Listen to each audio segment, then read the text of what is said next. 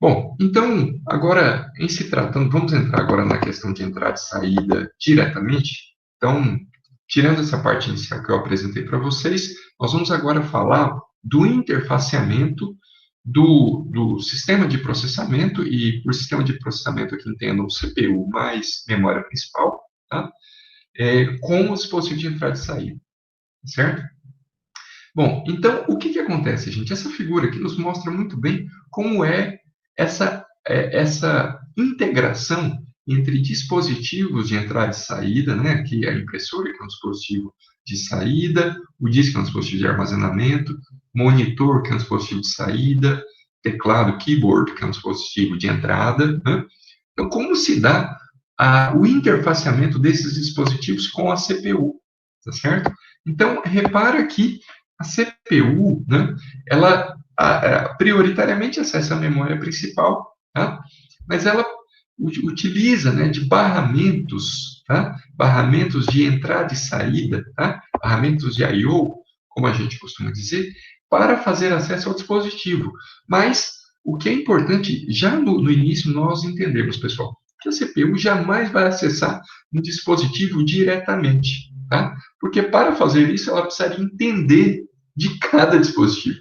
E cada dispositivo tem um modo de trabalho muito distinto, tá? Na sua velocidade de atuação, na sua performance, tá? No modo como ele processa os dados, tá certo? Então, o que acontece é que é necessário, olha, um dispositivo de interface, estão vendo? Para cada tipo de dispositivo de entrada e saída, mesmo dispositivo de armazenamento, tá? Existe uma interface do processador para com esse dispositivo, tá? Essa interface, muitas vezes, existem duas, né? Uma que conhece profundamente como funciona o dispositivo e outra que consegue conhecer, né, as demandas ou as características, né, a velocidade, por exemplo, do processador, ok? Então, existem dispositivos de interface, daqui a pouco eu vou detalhar isso daqui mais, que permitem fazer essas, essa comunicação, né, da CPU com diferentes dispositivos de entrada e saída, tá bom? E é inevitável que existam barramentos, tá, para que o processador possa se comunicar com esses dispositivos. Dispositivos mais rápidos, eu posso agrupar todos no mesmo barramento, dispositivos mais lentos, eu posso deixar em outro tipo de barramento. É muito comum hoje, quando se adquire um sistema de computação, um computador mesmo, né, um laptop. Então, quando você olha para a placa-mãe dele, ou lê, né, o material está sobre a placa-mãe, você fala, olha, eu tenho aqui um chip que se chama Ponte Norte, Ponte Sul, né? Então, esses chips geralmente são dedicados para fazer a interface com dispositivos rápidos e outros a interface com dispositivos lentos, tá? Bem, então, dito tudo isso, essa daqui é uma visão de alto nível. Vamos olhar aqui, ó. Então, nós temos aqui métodos para fazer o controle entre o processador e o dispositivo de entrada e saída, tá? Lembrando que entre o processador e o dispositivo de entrada e saída existem esses dispositivos de interface, tá? Mas, a grosso modo, essa comunicação pode ser feita aqui de três formas, tá? Que são as mais usadas. Tem uma quarta aqui que eu vou mostrar para vocês, mas isso é mais restrito para processadores de sistemas de alta performance e tal, tá? De maneira geral, nas nossas máquinas, né, do dia a dia, nós temos três maneiras de que o processador possa utilizar um dispositivo de entrada e saída. Isso se chama, tá, entrada e saída programada, entrada e saída por interrupção e acesso direto à memória, que é um outro que eu vou mostrar para vocês daqui a pouco. Tá? Então, qual que é a ideia, pessoal? A ideia básica é o seguinte, ó, o processador, ele precisa utilizar um dispositivo de entrada e saída para enviar dados para ele ou para receber, né? Se é um dispositivo de entrada, ele vai receber, se é um dispositivo de saída, ele vai enviar os dados, ok? E veja, esse negócio de receber, muitas vezes é o seguinte, olha, ele vai requisitar, né? Então, tem uma determinada instrução lá do meu processador, do meu programa, melhor dizendo, que diz assim, olha, agora eu preciso ler lá da placa de rede, porque deve estar chegando um dado para mim, então eu quero ver o que tem de dados para mim, tá? Então, o processador vai ter que acessar, né, esse dispositivo de entrada e saída. Obviamente, tem aquelas interfaces que eu mostrei para vocês no slide anterior, para requisitar uma leitura, tá? Em algum outro momento, usando o mesmo exemplo da placa de rede, o meu programa pode falar, não, agora eu quero enviar um dado, né, via placa de rede, aqui via rede, ok? Então, agora o processador precisa acessar o dispositivo, porque ele quer, de fato, enviar. Ele faz uma requisição, não é para ler mais um dado, mas para enviar um dado, tá certo? Bom, então, nesse sentido, ele tem alguns métodos para fazer essa conversa, né, essa comunicação.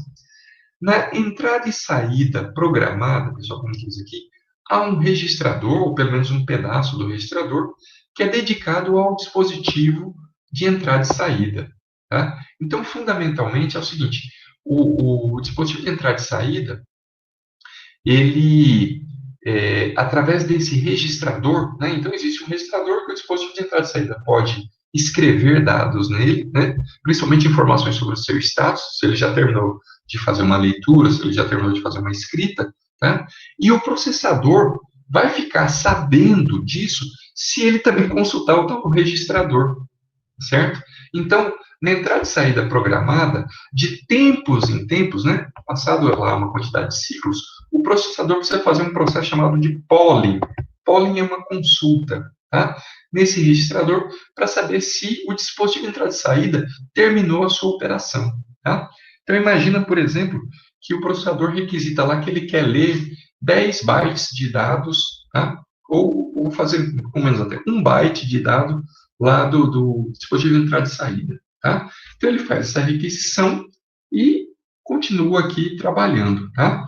Então, o dispositivo de entrada e saída tem outra velocidade, né? Tem outro método de funcionamento, tá?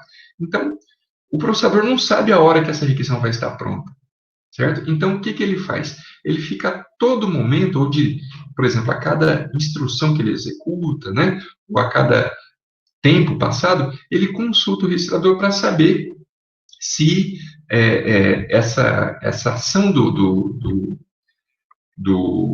dispositivo de entrada e saída já foi terminada, tá? Então, o dispositivo de entrada e saída, né, ele não avisa o processador, né, ele avisa esse registrador, que geralmente é lá no dispositivo de interface, e o processador precisa ir até lá para saber se o dispositivo terminou ou não sua operação. Tá? Por isso também é chamado de polling, tá? Entrada e saída por polling, por consulta. Tá? Então, o processador precisa ficar consultando ali sem saber se ele terminou ou não, tá certo?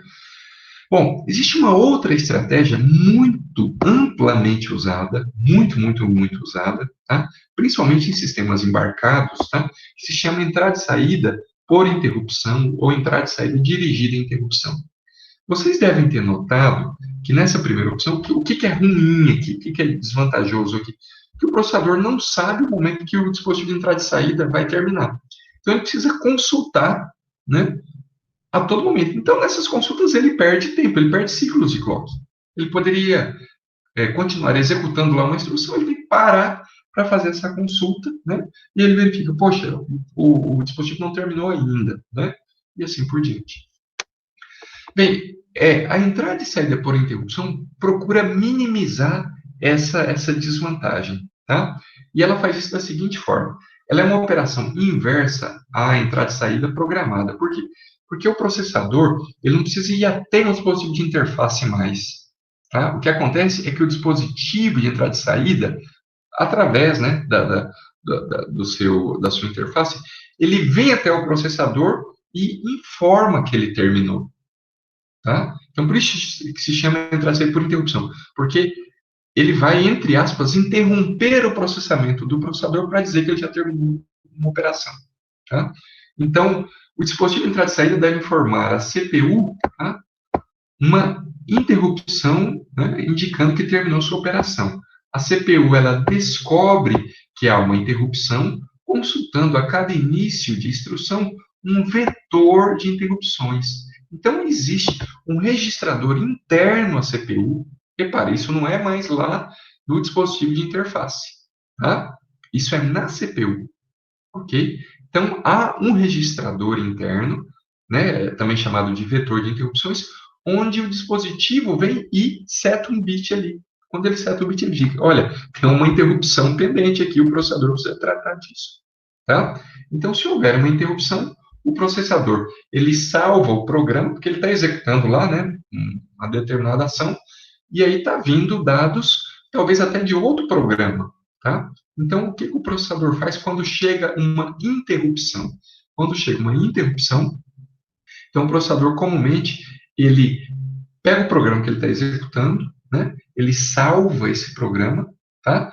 E agora ele vai tratar essa interrupção, tá? O que significa tratar a interrupção? Significa geralmente copiar os dados, né, que o dispositivo de entrada e saída preparou, tá, para a memória, tá? Quando é o caso de uma leitura, tá certo? Ou então, quando o processador agora consegue enviar mais dados, se é um dispositivo de entrada e saída, né? Um dispositivo de saída, melhor dizendo. Então, quando o dispositivo faz uma interrupção, ele fala, olha, eu terminei esse bloco. Agora o processador pode enviar mais um bloco de dados para que o dispositivo possa gravar ou exibir na tela ou imprimir ou coisa desse tipo. Tá bom? Então, é essa a diferença básica entre entrada e saída programada e entrada e saída por interrupção. Entrada e saída programada, o processador precisa ir até uma interface básica, tá? Para saber se o dispositivo terminou a operação.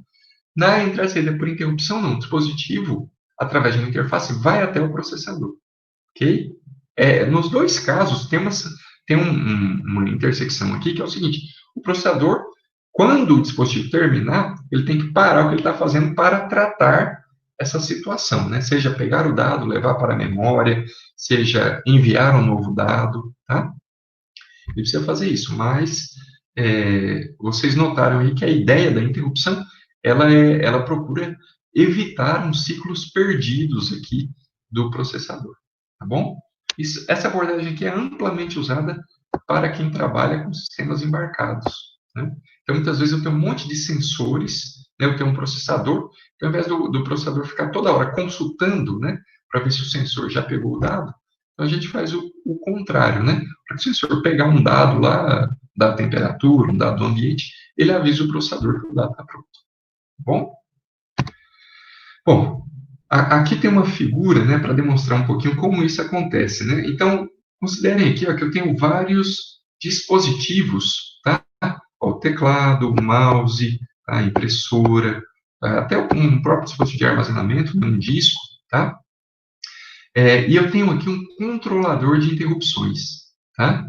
Então, o que acontece, né? Considerando que o processador já deu uma ordem aqui para esses dispositivos, quando o dispositivo, né, que está executando aqui alguma ação solicitada pelo processador, quando ele termina, quando acontece um erro, tá? Então, ele informa aqui ao controlador de interrupção, tá? Então, esse controlador, ele vai setar uma interrupção, né, aqui dentro da CPU, tá? Esse controlador de interrupção é o dispositivo de interface, tá, pessoal? É que ele tem um módulo que se chama controlador de interrupção. Então, ele vai setar uma interrupção aqui no registrador da CPU. Quando a CPU vê que a interrupção existe, ele informa, olha, reconheci a interrupção, tá? Esse int A significa, ó, reconheci a interrupção, tá? Agora que ele reconheceu, ele pode ler os dados, né, e enviar para a memória, ou enviar para o dispositivo, enfim, ou fazer o que for necessário, tá? Ou repetir a operação. Aqui, este exemplo que está na tela aqui, vocês estão vendo um caso que ele requisitou uma leitura, tá, de dados. Então, ele está lendo aqui o dado 1, o dado 2, possivelmente, ou ele vai tratar isso dentro de uma instrução, ou ele vai repassar para a memória, tá bom? Tudo bem? E essa verificação aqui, pessoal, se há uma interrupção pendente ou não, é feita a cada início de instrução. Naquele momento lá que eu já comentei com vocês, né, o processador agora vai começar a executar uma nova instrução, vai pegar o valor do PC, né, repassar para a memória. Nesse momento, ele verifica o vetor de interrupções. Tá bom? Bom, então, dito isto, o outro tipo que também é muito usado, amplamente usado, de interfaceamento entre processador e dispositivo de entrada e saída, chama-se acesso direto à memória, tá? Ou DMA, né? Direct Memory Access, tá? Então, aqui a ideia, se vocês observarem, se vocês compararem lá com a entrada e saída programada, né? até o acesso direto à memória, vocês vão observar que a ideia é tirar o processador da tarefa de ficar consultando e esperando pelo dado. Tá? É fazer com que o dispositivo faça a maior parte do trabalho possível. Tá bom? Então, qual que é a ideia do acesso direto à memória, pessoal? É que a CPU, ela informa, né, para o controlador do dispositivo, a gente, às vezes, por abuso de linguagem, fala, CPU informa para o dispositivo, mas, na verdade, vocês já sabem nessa altura, né, CPU, ela informa para o dispositivo de interface, né, para o dispositivo que controla, para o chip, né, que controla o dispositivo, ele fala o seguinte, olha, eu tenho bytes aqui no endereço 0 da memória, por exemplo, tá? Eu preciso de 30 bytes e preciso que você grave esses 30 bytes ali nos seus, né, você envie aqui para esse destinatário, ou que você grave internamente, tá? Então, o processador, de forma geral, se é um dispositivo é, de saída, né, ele vai informar, olha, eu tenho dados, eu tenho 30 bytes, eu tenho 10 bytes, enfim, tem uma quantidade de bytes, e está nessa posição da memória aqui. Tá? Eu quero que você grave para mim isso, ou envie para mim. Tá? Então, ele informa esse pacote de dados. Tá? Se é um dispositivo que ele quer ler dados, ele fala, olha, eu quero ler dados, tá? Eu quero ler 30 bytes, por exemplo, ou 10 bytes, e eu quero que você coloque esses 10 bytes aqui, que eu vou ler de você, nessa posição da memória. Tá? Então, o processador sempre está informando, né, ou o endereço de origem dos bytes, ou o endereço de destino, às vezes depende da operação, mix de ambos. Tá? Bom, então, a CPU aqui, ela tem um grupo de informações, né, ela repassa isso. Agora, nós chamamos aqui, ó, de controlador de DMA. Então, é um dispositivo de interface, isso daqui faz parte da placa, da placa-mãe, né, do processador, certo? E esse DMA é como se fosse um processadorzinho dedicado, tá? Então, ele vai interfacear com um dispositivo específico, né, a qual o processador indicou, certo? Então, o processador falou o seguinte, olha, por exemplo, eu quero imprimir, tá? Os dados que eu vou imprimir estão nessa posição aqui inicial da memória, tá? Eu quero imprimir tantos bytes e eu quero imprimir no dispositivo 01, que, por exemplo, é a impressora. Então, esse controlador de DMA recebe todo esse grupo de informações, né? É ele que faz a interface com os dispositivos propriamente dito, então ele sabe que o dispositivo 01 é a impressora, o 02 é o disco, tá? E é ele que vai interfacear diretamente para que ocorra, né, essa ação solicitada pelo processador, ok? Se vocês repararem, né, isso tudo, então todo o trabalho né, de acesso ao dispositivo de entrada e saída, de intercâmbio de dados, ocorre aqui, ó, entre o controlador de DMA e o dispositivo, né, obviamente através aqui da sua interface. Tá? O canal de DMA, ele só retorna para a CPU quando terminar, tá, a ação de fato, olha, essa quantidade de bytes você pediu aqui, eu já terminei tudo. Tá? Ou quando ocorrer um erro, certo? Então, você veja que não há necessidade da CPU consultar um registrador interno, não há necessidade como é que eu vou dizer, da CPU acessar, né, um dispositivo de interface, tá bom? E comumente, né, nas outras duas opções que a gente estudou, o processador ele tem que fazer a ação sempre em pequenos passos, né, de 1 em 1 byte, de 2 em 2 bytes, aqui não. Ele pode enviar um bloco de dados lá para o dispositivo, né, mesmo que o dispositivo não aguente aquele bloco de dados, aí é o controlador de DMA que vai dosando isso, não é mais a CPU. Tá?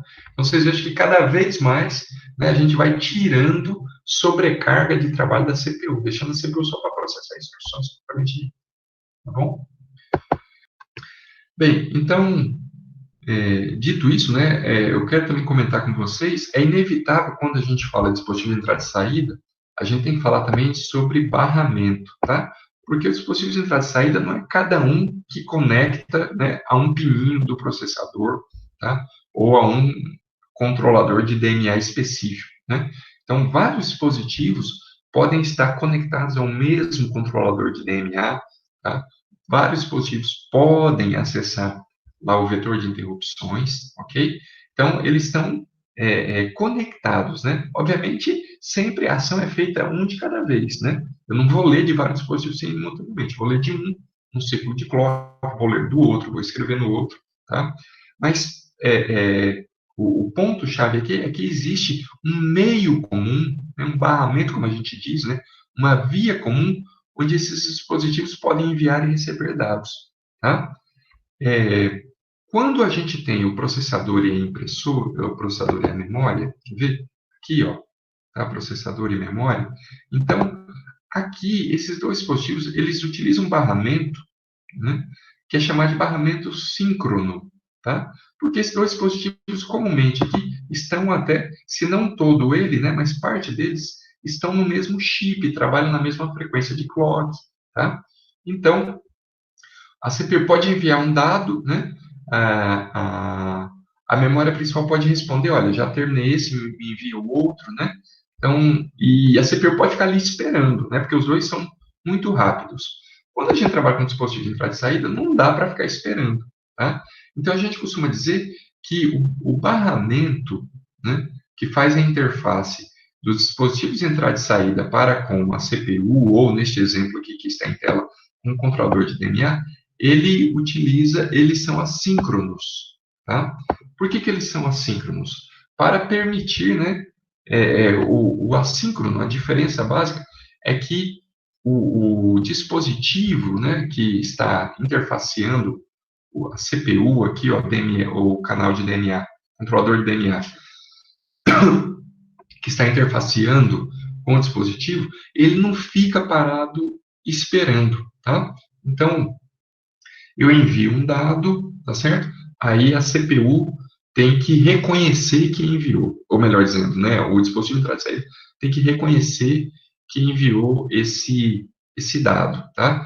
Aí eu consigo saber, olha, agora sim a CPU, o dispositivo recebeu o dado, agora eu posso enviar mais um byte de dado, ou então agora eu vou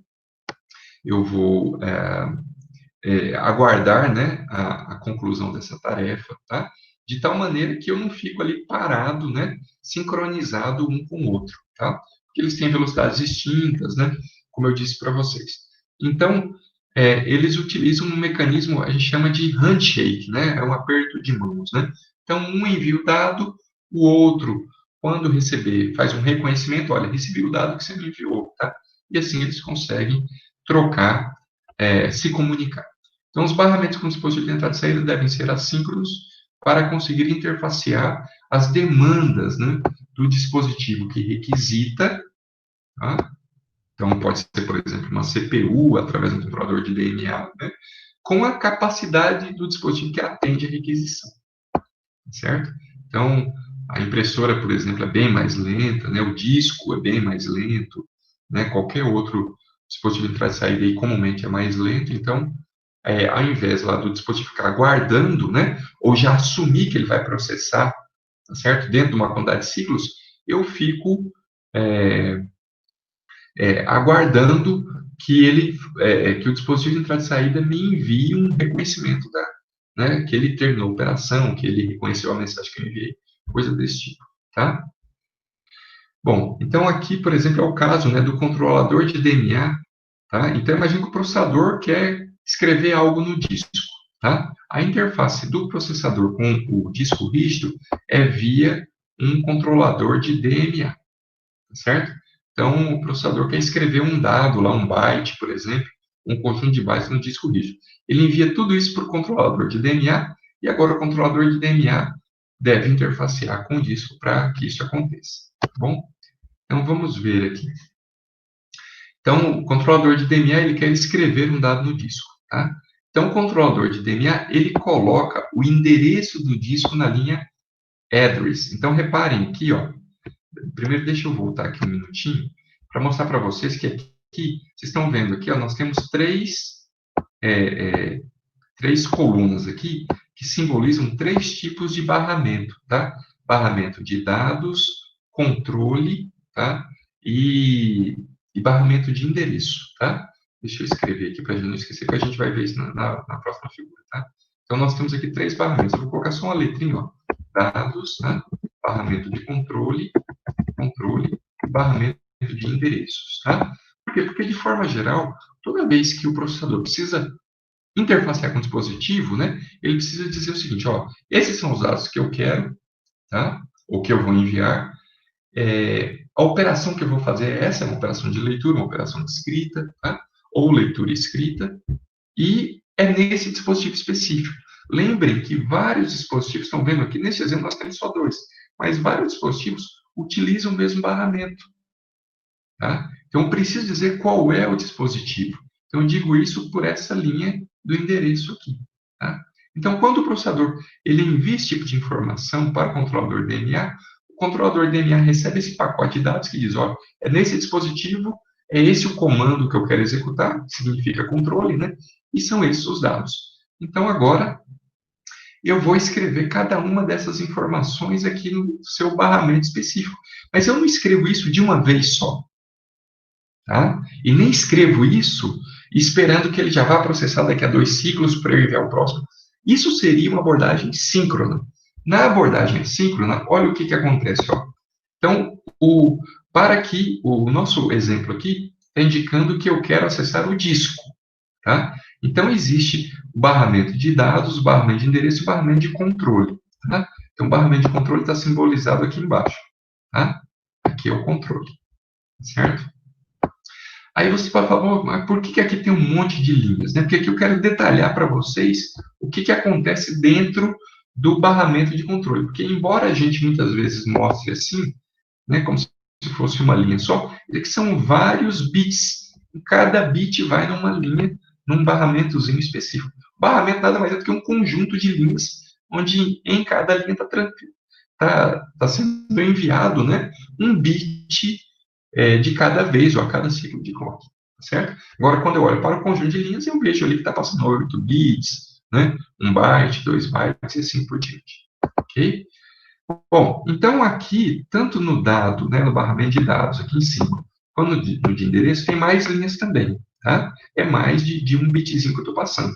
Eu estou passando N bits aqui, eu fiz a simplificação de N, porque para nós, por enquanto, não é interessante. Então, o que é interessante para nós é saber o seguinte, como é que o controlador de DMA, que está aqui representando o processador, como é que ele consegue escrever um dado no disco, por exemplo, né? A mesma ideia poderia valer para a impressora. Então, a primeira coisa, no barramento de controle, ou melhor dizendo, no barramento de endereço, tá? Ele precisa dizer qual é o dispositivo que ele quer usar, tá certo? Então, ele coloca o endereço do dispositivo, tá vendo? Na linha aqui de endereços, tá? Então, quando ele coloca o endereço positivo aqui, todos os dispositivos que estão compartilhando aquele barramento vão ver isso, certo? Só que ó, é esperado que apenas o disco responda, tá? Então, ele coloca o endereço do disco no barramento de endereço, tá? E ele ativa as linhas request e write, tá? Write ou read aqui, né? Dependendo do que ele quer fazer, tá certo? Porque aqui ele já está falando, olha, o dispositivo que eu quero usar é o disco, tá? Eu estou requisitando o acesso e eu estou fazendo aqui uma operação de escrita, por exemplo, tá? Então ele faz ele ativa essas linhas justamente para poder indicar que além do disco, né, ele está requisitando o acesso e ele está fazendo uma leitura escrita, ok? Alguém pode falar, professor, mas o fato dele colocar o valor, né, o endereço do disco aqui já, o barramento de endereço já não seria suficiente? Não é, pessoal, pelo seguinte motivo. Porque dentro do barramento de endereço está sempre passando alguns bits, certo?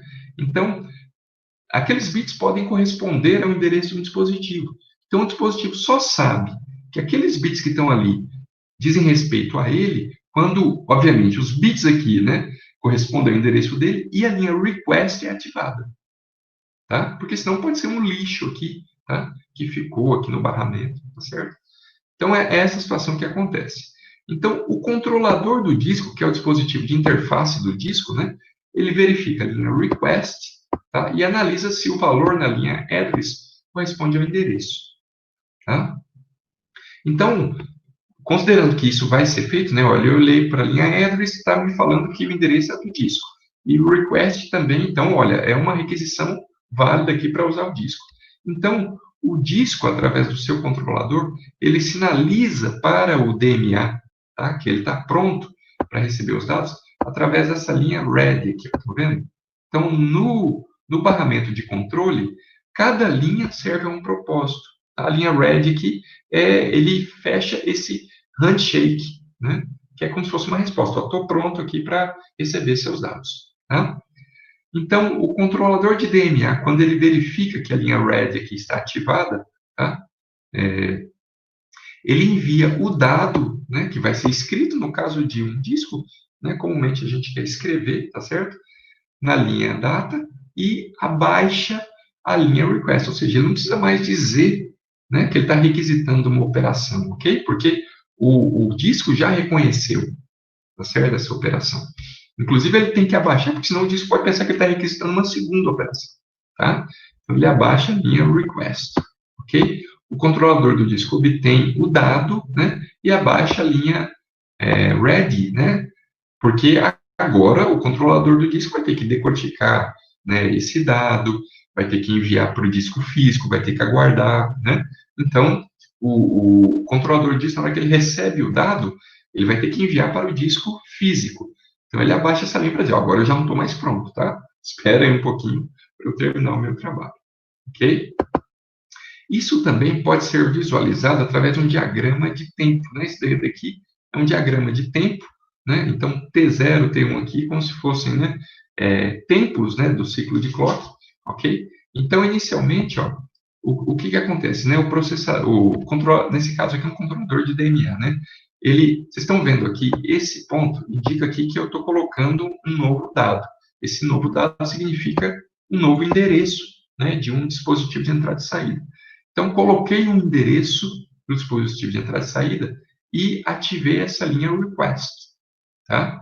Então, vocês vejam, num determinado ciclo aqui, ó, ele colocou o endereço, tá? No próximo ciclo, ele ativou a linha request, tá? E ele, inclusive, já aqui, ó, já disse, eu quero fazer uma operação, tá? De escrita, né? Pode ser também uma operação de leitura, dependendo, né? Nesse dispositivo, tá? Então, quando ele ativa um aqui, é porque ele quer fazer uma operação de escrita, por exemplo, tá? Então, vocês perceberam, olha, então nesse primeiro ciclo aqui, ele falou, olha, eu quero escrever nesse dispositivo, quero fazer uma operação de leitura, tá? No próximo ciclo, ele falou, olha, eu estou requisitando isso aqui, é uma operação válida que eu quero fazer, ok? Somente, olha, então vocês perceberam ó, que passou um ciclo, só depois de um ciclo é que aqui, quem está respondendo, quem ativou essa linha red aqui, foi o controlador do disco. Essas três linhas de cima aqui, minha gente, foram ativadas, né, pelo controlador do DMA, tá? Que aqui representa o processador, ok? Essa linha aqui já é o controlador do disco. Então, aqui ele falou, olha, reconheci tua operação, certo? Quando ele diz isso, se vocês observarem, já aqui, ó, quando ele diz isso, aqui novamente, ó, a linha data, né, ou data, é, é escrita, né, é indicada pelo controlador DNA. Então, aqui o controlador DNA está enviando o dado que ele quer que seja escrito, certo? Então, na hora que ele enviou o dado, no próximo ciclo ele já começa a baixar a linha request. Ele falou, bom, agora o controlador do disco já me disse que está pronto, estou enviando o dado aqui, tá certo? Então, agora eu vou baixar essa linha para ele não se confundir, e, né, para não pensar que eu estou fazendo mais outra requisição, tá certo? Então, ele envia o dado, né, durante esses vários ciclos aqui, na hora que ele termina, né, então, ele está usando aqui, quer ver? Ó, melhor dizendo, né? 4 ciclos, né? Então, aqui, passado esses 4 ciclos, né, o dispositivo, o controlador do dispositivo de entrada e saída, ele abaixou essa linha red aqui, muito provavelmente que ele falou, olha, agora eu já tenho todos os dados, né? Eu aceito apenas 4 ciclos de clock aqui, pegando dados, tá? Então, já recebi todo o dado, agora eu baixo a linha red aqui, que eu vou gravar esses dados, tá certo? Então, se vocês notarem, nesse diagrama aqui, a gente vê que tem linhas aqui que é escrita pelo controlador de DMA, né? Então, aqui, ó, é o controlador de DMA, tá certo? A linha request, tá? Aqui a linha address também é o controlador de DMA que fez a escrita nela, né? Que determinou aqui como é qual era o dispositivo que eu queria escrever. Aqui também o controlador de DMA para indicar qual é o comando que eu quero que seja realizado, tá? Essa linha red aqui já é o controlador do disco, tá? Então, é o controlador, vou só colocar aqui, ó, cont, tá? Do disco, certo? Então, o controlador do disco que setou essa linha red aqui, ok? E o data aqui também é o controlador de DNA, porque é ele que recebeu os dados do processador, né, para serem enviados para o disco. Ok, pessoal? Então, nessa operação de escrita, tá, o processador representado aqui através do DNA usou várias linhas, tá? Se fosse uma operação de leitura, você já veja que seria um pouquinho diferente, né? Porque ele iria enviar o endereço aqui, por exemplo, ele quer ler um dado do disco. Então, ele envia o dado do disco e serve essa linha request, tá? Quando o disco aqui responde ready, tá? Significa que o disco entendeu a operação, e, obviamente, né, nessa situação, aqui a linha, né, deveria ficar com o valor 0, né, para indicar que é uma leitura. 1 indica que é escrita, 0 indicaria que é leitura. Então, na hora que o controlador de disco indica ready aqui, significa que ele entendeu, né, o que precisa ser feito, tá certo?